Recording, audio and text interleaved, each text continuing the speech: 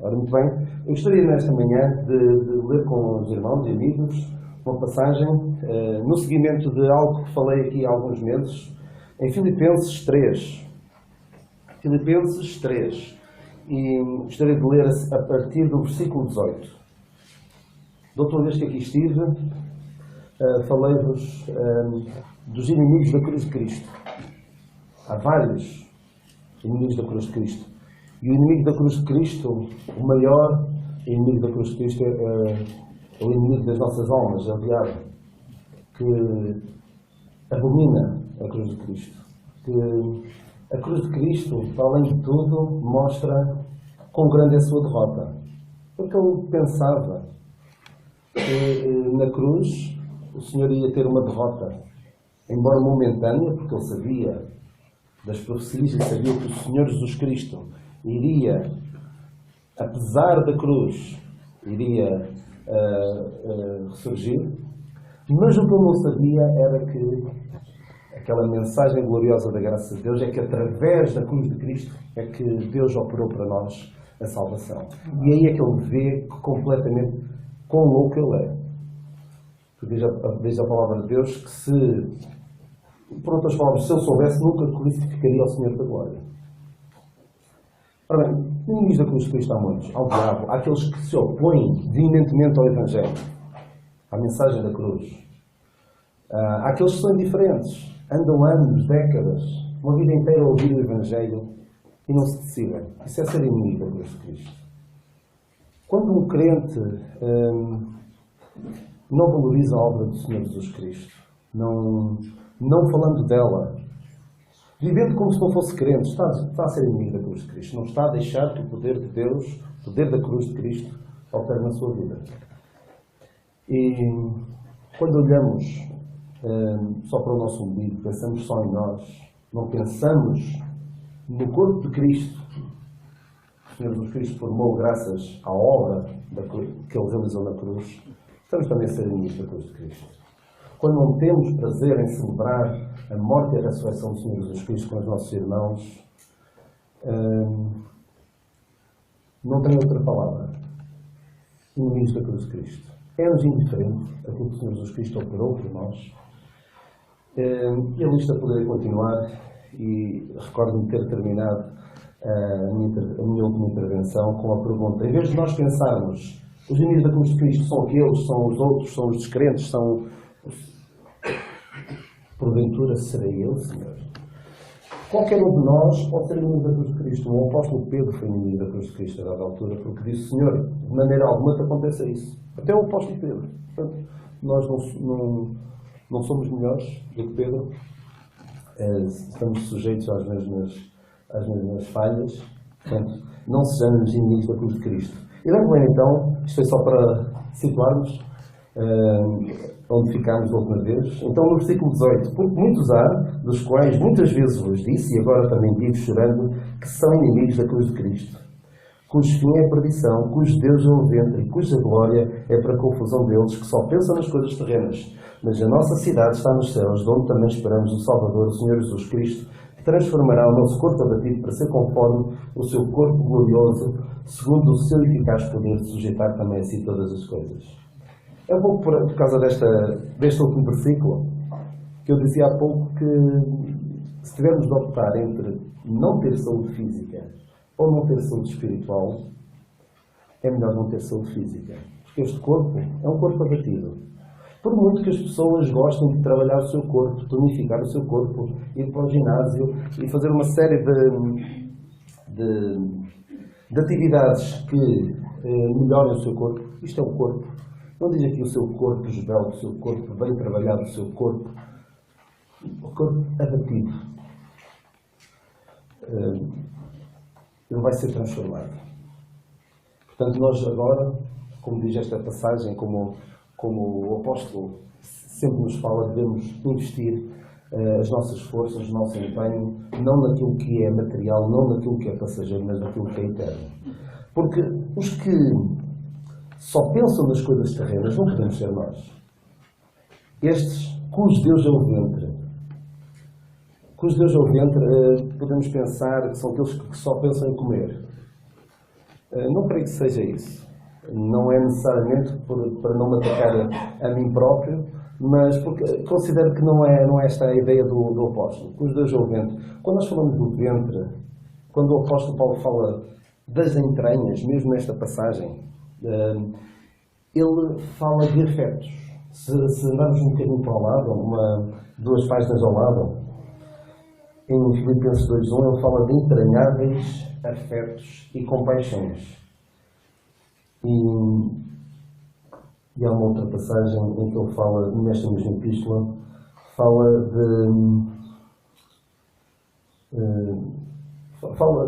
a ideia das entranhas está relacionada com os afetos. E nós, se vermos na palavra de Deus, normalmente as entranhas estão associadas aos sentimentos, aos afetos.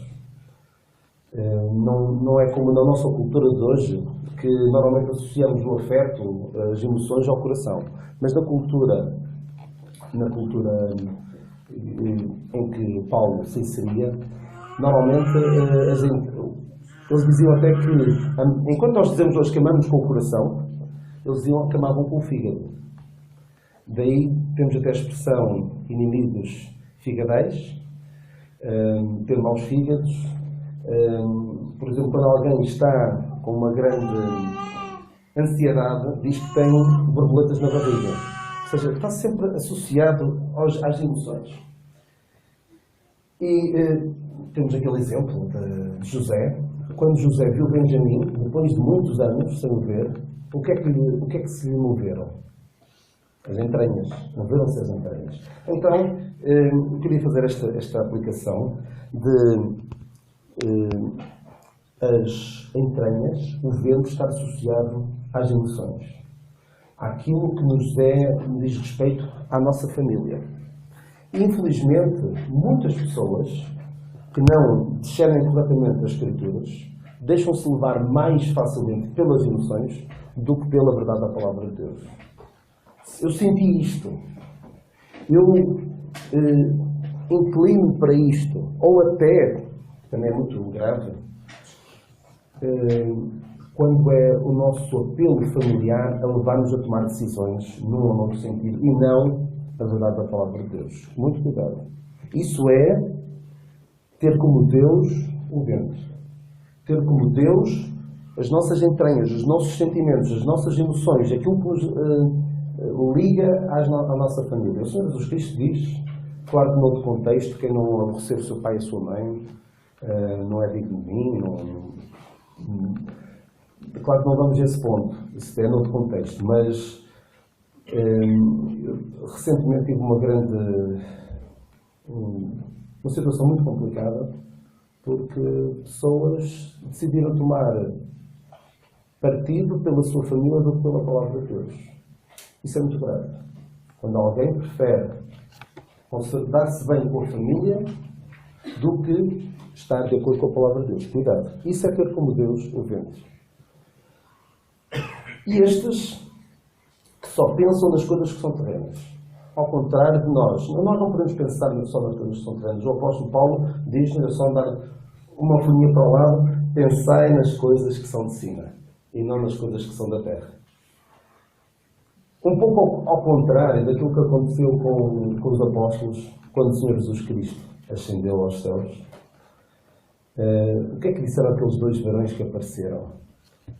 Em Atos 1 disseram: varões galileus, porque estáis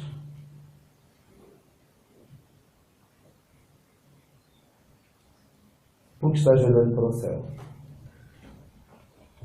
O vosso trabalho é aqui na terra, diziam, por assim dizer. O Senhor tinha-lhes dito que a sua obra, o seu trabalho era na terra. Hoje talvez precisássemos de ouvir uma reprimenda semelhante a esta. Varões de qualquer localidade, varões portugueses, varões e varoas, por que estáis a jogar tanto para a terra? Porque é que tendes os vossos pensamentos, as vossas atitudes tão voltadas para a terra? Atenção, não estou aqui a querer fazer a apologia de deixar tudo o que diz respeito à terra. Deixar de trabalhar, deixar de fazer as coisas que temos de fazer. Isso foi o que os Tessalonicenses a dada altura fizeram, deixaram de trabalhar e Paulo teve de os repreender. Não é nada disso. É viver a nossa vida voltada para o mundo. Voltada para aquilo que é material. Não fazer o nosso investimento naquilo que é celestial. O próprio Senhor Jesus Cristo diz: ajuntai-vos hoje no céu. Se juntarmos aqui na terra, vamos perder. Vamos perder sempre. A razão de ser do apóstolo Paulo, a vida dele, tudo se dirigia para o céu. Por isso é que quando ele era preso, não se importava. Quando ele era maltratado, não se importava. Porque ninguém lhe tocava. Ninguém conseguia tocar naquilo que realmente era importante. O tesouro dele não estava aqui na terra. Não era a saúde, não eram os amigos, não era a prosperidade financeira, não era nada disso. A sua pessoa estava no céu. E nada lhe podia tocar. Um pouco como aconteceu com Jó. O diabo tentou atacar-lhe nos seus bens. Era como se Deus dissesse: olha, o coração dele não está nestas coisas. Os filhos, claro que ele lamentou, mas não era ali que estava o seu coração. Tirou-lhe a saúde, também não era. Porque os seus olhos, o seu foco estava nas coisas celestiais. E diz aqui então o apóstolo: a nossa cidade está nos céus. E era nesta expressão que eu queria focar a minha atenção nos próximos 15 minutos. A nossa cidade. Eu não sei se nas vossas versões há outra palavra para além de cidade. Esta palavra é uma palavra tão rica que provoca até alguma dificuldade na tradução. Alguém tem outra palavra sem ser cidade? Pátria. Boa. Mais alguma? Não? Esta é uma palavra que é traduzida de muitas maneiras. Cidade, pátria, cidadania, comunidade, conduta, conversação. Já vamos dizer alguns pensamentos sobre isso. A nossa cidade está nos céus. Não pensemos que esta cidade é a Nova Jerusalém que desce dos céus em Apocalipse. Essa é a esperança de Israel, não é a nossa esperança. A nossa esperança é estar nos céus com o Senhor. É lá que está a nossa cidade, é lá que está a nossa pátria, o nosso país. O país, os céus, são o país do qual nós somos embaixadores. Nós não somos deste mundo, temos que ter bem noção disso. Por isso é que não podemos estar a pensar nas coisas que são terrenas. Alguém está a pensar em ficar aqui para sempre? As testemunhas de Jeová pensam, não é? Mas nós não pensamos nisso. E claro que eles estão errados, mas também mesmo que as pessoas cuja esperança é a terra, é a nação de Israel, não é essa a nossa esperança. A nossa esperança são os céus. Faz sentido nós estarmos a investir num sítio onde não vamos ficar. Faz sentido nós estarmos a criar raízes num sítio que não é nosso. É ridículo. Nós estamos a investir num sítio que sabemos que não é a nossa morada definitiva. O apóstolo Pedro diz que nós somos peregrinos e forasteiros. Não somos daqui. Eu estou a dizer que não sou deste mundo, nem tenciono ficar neste mundo. Porque é impensável um crente identificar-se com este mundo. Este mundo crucificou o Senhor Jesus Cristo. Este mundo rejeita o Senhor Jesus Cristo. Este mundo declara guerra sistematicamente ao Senhor Jesus Cristo.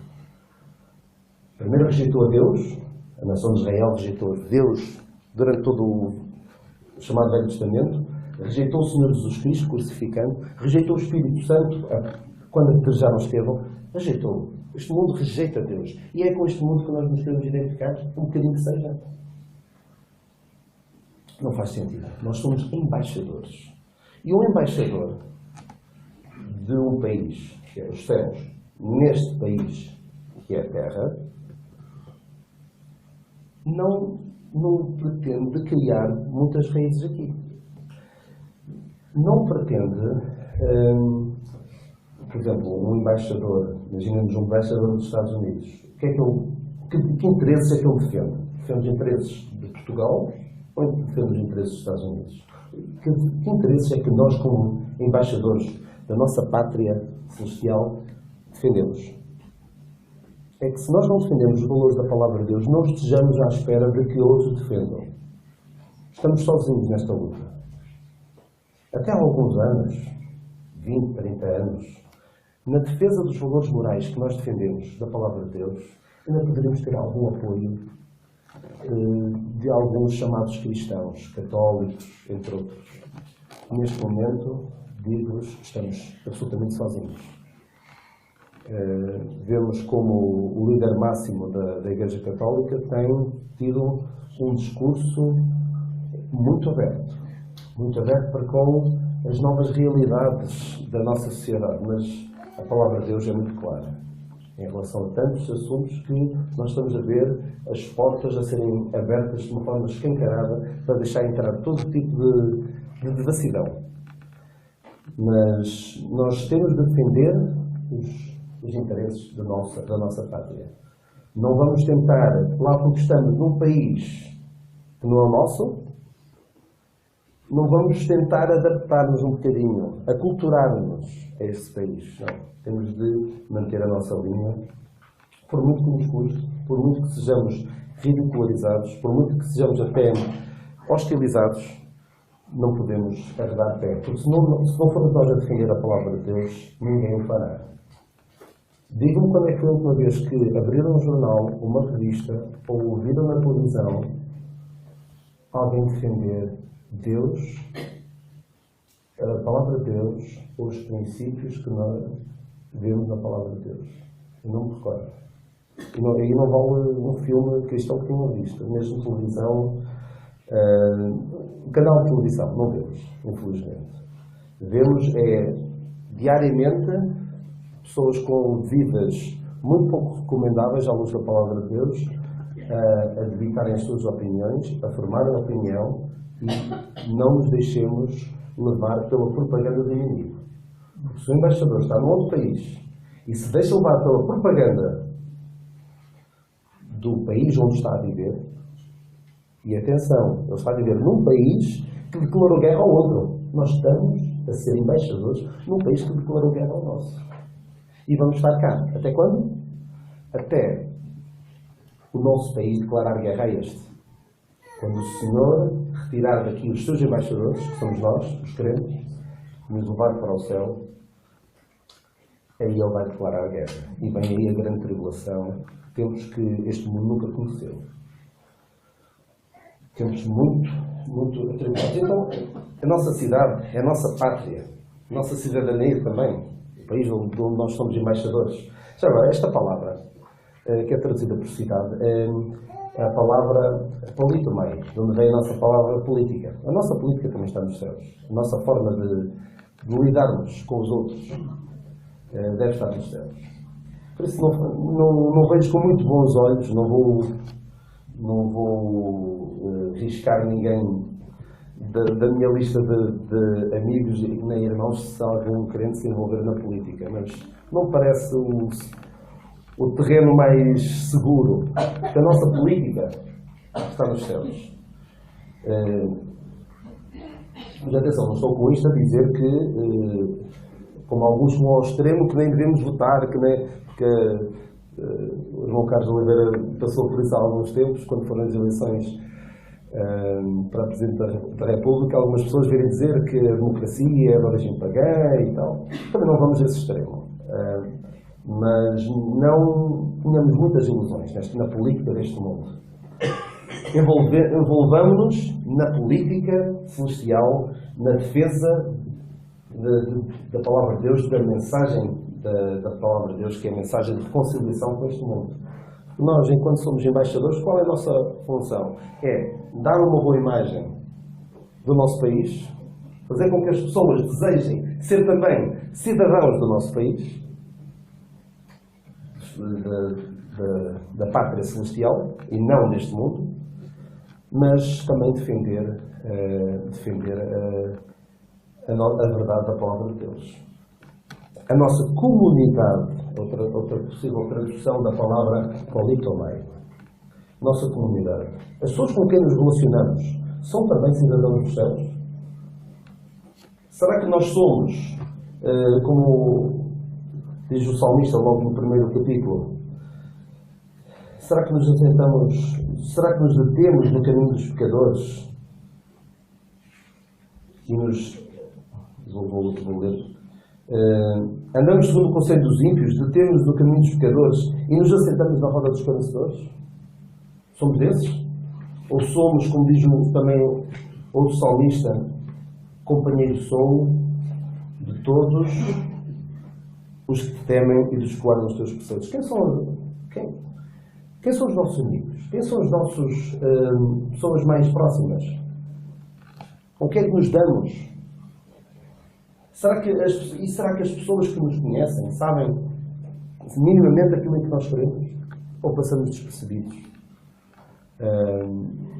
De que somos crentes?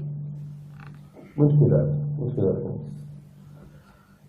Porque a nossa conduta, a outra forma de a nossa conversação deve ser dos céus. A nossa conduta deve ser dos céus. E lembro-me de uma história de alguém uma pessoa que se dizia crente, mas que se era crente foi um embaixador que caiu em desgraça. Não foi um embaixador fiel. Porque ele, a dada altura, foi trabalhar para um sítio onde era muito difícil dar um bom testemunho. Um sítio complicado, com pessoas muito profanas, com linguagem pouco própria. Mas ele foi para lá trabalhar. E houve um crente que lhe disse: cuidado no sítio onde vais meter. Vai ser muito complicado tu, enquanto crente, estás naquele lugar, a trabalhar. Mas ele foi, porque era um sítio onde ele ia ter de estar vários meses, ausente de sua casa. Então, passados 6 meses, ele voltou. E este crente, que estava preocupado com o bem-estar espiritual do outro, que foi trabalhar para longe, para um sítio muito adverso, perguntou-lhe: então, como é que correu? Devem ter feito a vida negra. Ele disse: não, eles nem sequer chegaram a saber que eu era crente. Meus irmãos, que toda a gente saiba, não por causa da maneira como nos vestimos, ou que alguns dá para perceber pela maneira como se vestem, que são de uma determinada religião, mas que se perceba pela nossa conduta, pela forma como falamos, a linguagem sã e irrepreensível, a nossa conversação que é de facto dos céus, a nossa conduta que é de facto dos céus. Porque se não for, não estamos a ser grandes embaixadores. Há pessoas que, pela forma como se conduzem, mais valia não dizerem que são crentes. Alguns que é melhor não dizerem que são crentes. Infelizmente, há casos assim. Queria fazer aqui, não vou ter tempo para falar de tudo o que gostaria de falar, mas vou falar do essencial. A nossa cidade, esta palavra, é engraçado que esta palavra cidade, só a palavra politomai, é um estudo que eu gosto de fazer, é uma palavra que está aqui na palavra de Deus e onde é que ela aparece outra vez? Mas eu não estou a dizer a palavra cidade, eu estou a dizer a palavra original no grego. A palavra politomai não aparece em mais lado nenhum, mas a palavra mesmo aparece. Não aparece o nome, mas aparece o verbo correspondente. E sabe onde é que aparece? É só andar com as vossas Bíblias, 2 páginas ao lado. Filipenses 1:27.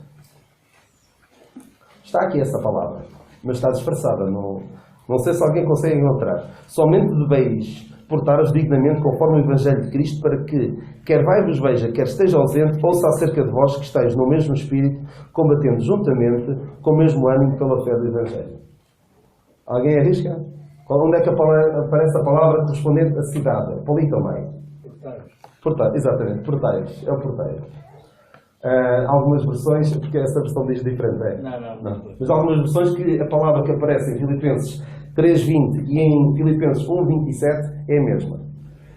Porque, de facto, no original é quase a mesma, faz sentido.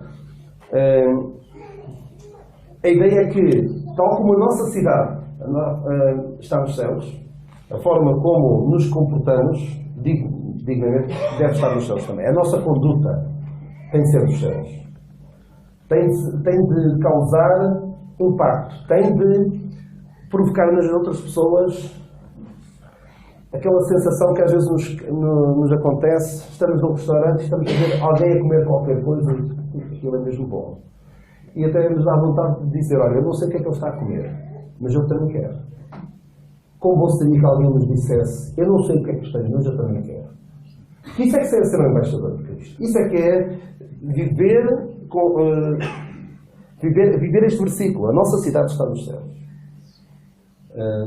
Mas atenção, não esperemos que toda a gente tenha grande aceitação para com a verdade do Evangelho. A verdade do Evangelho é uma verdade que fere o orgulho do homem.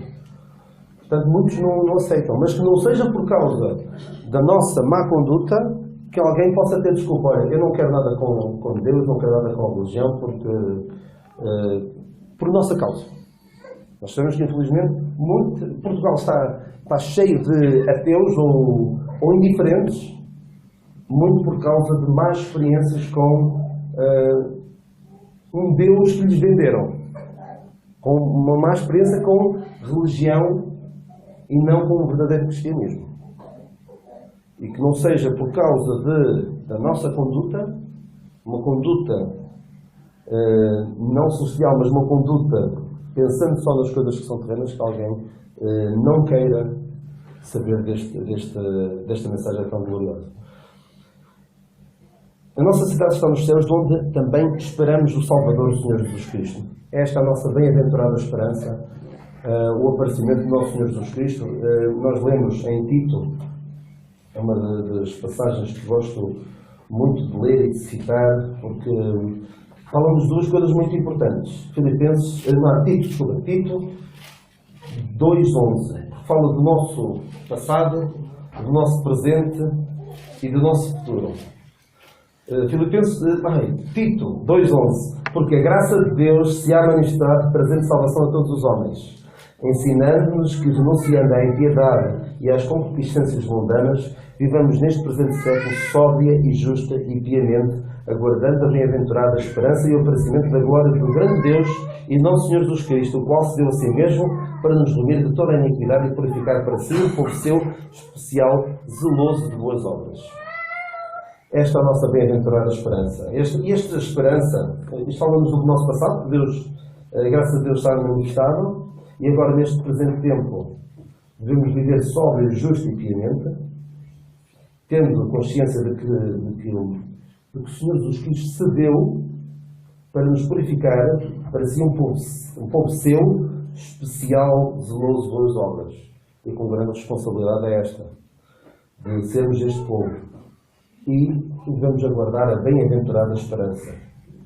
É uma esperança que não é, como se costuma dizer às vezes na gíria, não é uma fezada, não é assim, espero que isto aconteça, não, é uma certeza.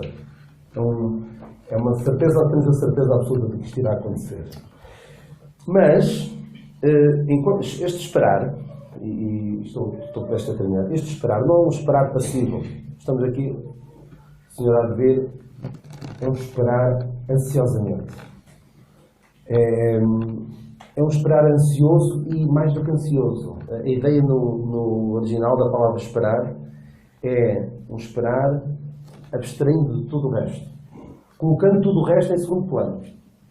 Colocando tudo o resto em segundo plano, esperar o Senhor. Não é, estamos aqui à espera que o Senhor venha até Ele vir. Não.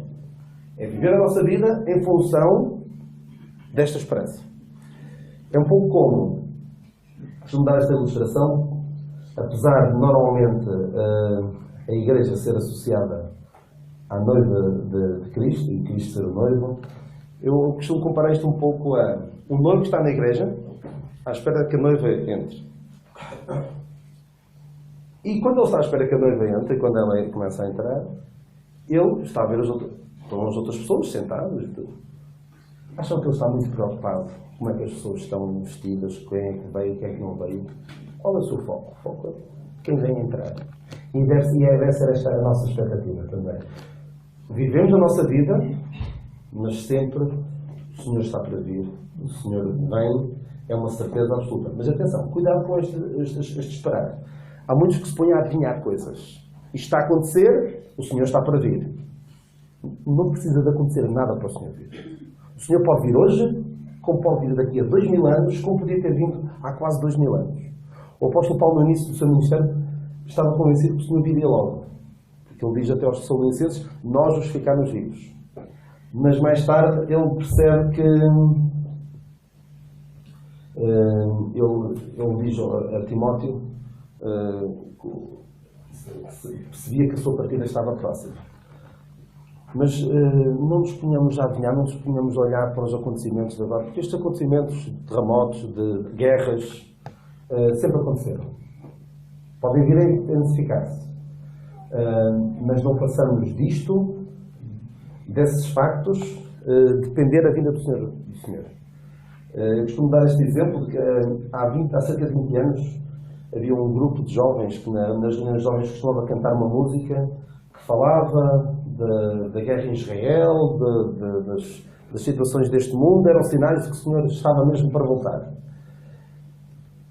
Porque assim, essa vinda, deixem-me falar aqui um parênteses, essa vinda do Senhor, que será precedida de sinais, é a vinda quando Ele vier para reinar, após a grande tribulação. Não é a vinda que nós esperamos, o arrebatamento, não é. Mas então diziam eles, estes sinais da guerra em Israel e tudo mais, são sinais que o Senhor está para vir. Isto há 20 anos. Eu depois comentava, nessa altura, um pouco tempo depois, comentava com um irmão nosso sobre essa música, que eu achava que não estava correta do ponto de vista dispensacional, porque misturavam os sinais da vinda do Senhor para reinar com o arrebatamento. E ele dizia, eu, quando era novo também se cantava isso. Ou seja, isto foi para há 20 anos, nos anos 90, nos anos 70 já se cantava a mesma coisa. E se calhar daqui a 20 anos, ou 30, ou 40, ou 100 anos, vão dar a dizer exatamente as mesmas coisas. O que está a passar em Israel, senão o Senhor está para vir. Não nos deixemos levar por essas questões. Isso, na minha opinião, é pensar nas coisas que são terrenas. Os sinais. Muitas pessoas gostam de olhar para os sinais e pensar que são sinais que o Senhor está para vir. Não são. Nada. A vinda do Senhor para nos buscar não está dependente de, tanto quanto eu vejo pelas Escrituras, não está dependente de nada. Claro que nós desejamos que Ele venha hoje. Né? Esse é o nosso desejo. E devemos viver nessa esperança. Porque se vivermos nessa esperança, como diz aqui a Tito, se nós vivermos nessa esperança, iremos viver de uma forma sóbria, justa e pia. Também diz o apóstolo João, aquele que nele mesmo tem esta esperança, purifica-se a si mesmo. Claro que é noutro contexto, é outra vinda do Senhor. Também é uma questão que a cristandade faz muita confusão entre estas duas vindas. Estão completamente diferentes. Isso seria assunto para outra ocasião, mas o que é importante é que nós crentes, somos cidadãos dos céus, a nossa pátria é lá, a nossa conduta deve ser dos céus, a forma como nos conduzimos, a forma como falamos, deve iniciar que somos dos céus. A nossa política, aquilo que nós defendemos, a nossa dama, aquilo que realmente nos é querido, deve ser aquilo que é celestial. E não pensar nas coisas que são terrenas. Estamos demasiado agarrados àquilo que é passageiro. Porque tudo isso vai desaparecer. Diz o apóstolo Pedro, os elementos ardentes se fundirão. Ou seja, tudo vai desfazer. Este mundo vai ser desfeito. E é aqui que nós queremos investir. Investamos sim no céu, busquemos as coisas que são de cima, onde Cristo está sentado à direita de Deus. E que o Senhor lhes abençoe.